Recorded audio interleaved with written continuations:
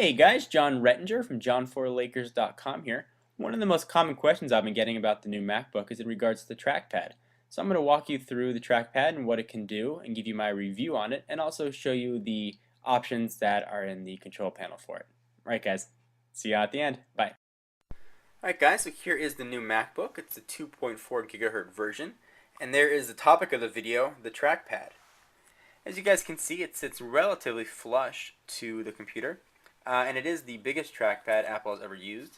To give you guys a size comparison here, here is a wireless Mighty Mouse. You can see it's just a little bit smaller. And here is an iPhone 3G for size comparisons. Now the most glaring thing you'll notice about the trackpad, other than its monster size, is the omission of any recognizable mouse buttons. And Apple solved this by actually making the whole trackpad itself a button.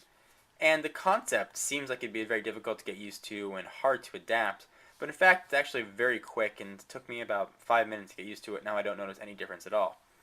The whole trackpad, like I said, is actually a button. You click anywhere you like, and just like a simple left click. The trackpad is coated with, or it's actually made of glass, and it's coated with a plasticky material that actually makes it feel similar to the old version.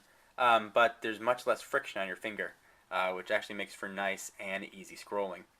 If you like to right click, which most people do like to do, you can just use 2 fingers and click, and you get your right click options. I'll show you guys what that looks like. So I'm tapping 2 fingers on the trackpad, and there's my right click. Nice and easy. We'll make that go away here. Trackpad is very nice. I haven't had any issues with it. As you're typing, it really does become second nature. You just tap your thumb right where you used to, where the old mouse buttons were. As you're scrolling, it's a simple tap. I really noticed no difference whatsoever.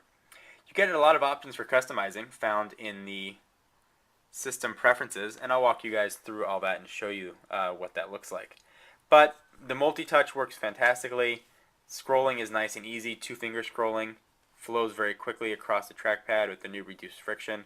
And since it's so big, you can scroll down or left or right with pages much easier. So guys, the trackpad really is a non-issue for me. It works just as well as all the previous other versions, but now you get a lot more customization options. So I think the trackpad has been a big winner for Apple. Now I'm going to walk you guys through the preferences here that you have. Alright guys, so I'm going to go ahead and open up the system preferences. And the system preferences here looks very similar to most other Macs. And what we have here is a trackpad button, so go ahead and click that, and I'll walk you through some of the options here.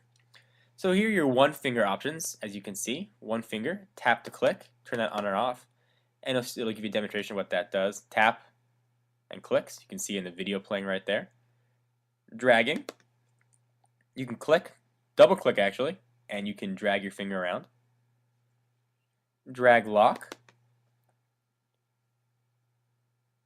you can select a folder or an image and move it around. Secondary click, you can use the right corner of the secondary click, or you can just tap it with 2 fingers. Here are some 2-finger options. 2-finger scrolling, as you've seen on the other multi-touch capable trackpads. 2-finger rotating, just like you would anticipate, and just was found on the old MacBook Airs and the outgoing MacBook Pros. Pinch open and close, similar to the iPhone and the other multi-touch devices.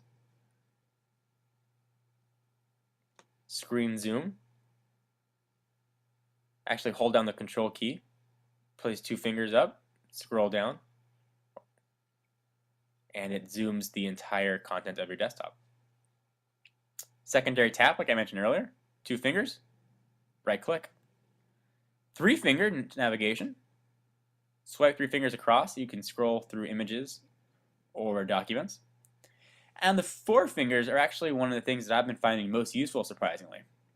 Swipe down for expose, which is very useful. Swipe left to right, and you actually get an application switcher, and you can close them right from there. So let's go back. Swipe down for expose, and if you swipe up, it will close expose. If you swipe up again, As you can see right there, it clears your desktop, which is a very handy feature. So these are the options that you have here in the trackpad. In addition, you can control your tracking speed, your double click speed, and the scrolling speed. But these are the multi-touch options found on the new MacBooks and the new MacBook Airs.